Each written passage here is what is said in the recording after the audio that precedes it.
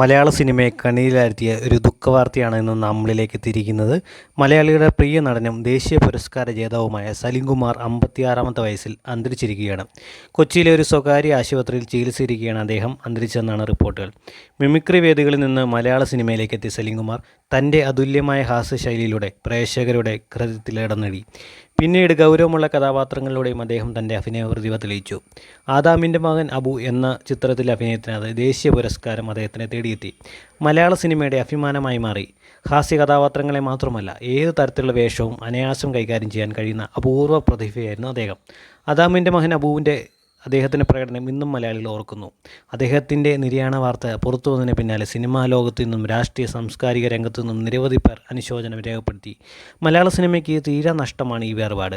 സലിംകുമാർ നമ്മളെ വിട്ടുപോയെങ്കിലും അദ്ദേഹം സമ്മാനിച്ച 100 കണക്കിന് കഥാപാത്രങ്ങളും ചിരിയുടെ അനശ്വര മുഹൂർത്തങ്ങളും ഇന്നും മലയാളികളുടെ മനസ്സിൽ ജീവിക്കും. ആദരാഞ്ജലികൾ. സലിംകുമാർ സാറിന് ആദരാഞ്ജലികൾ അർപ്പിച്ചുകൊണ്ട് ഈ വീഡിയോ ഇവിടെ അവസാനിപ്പിക്കുന്നു. അപ്പോൾ അദ്ദേഹത്തിനെ ഒരിക്കൽ കൂടി വിസ്മരിച്ചുകൊണ്ട് ഈ വീഡിയോ അവസാനിപ്പിക്കുന്നു. നന്ദി, നമസ്കാരം.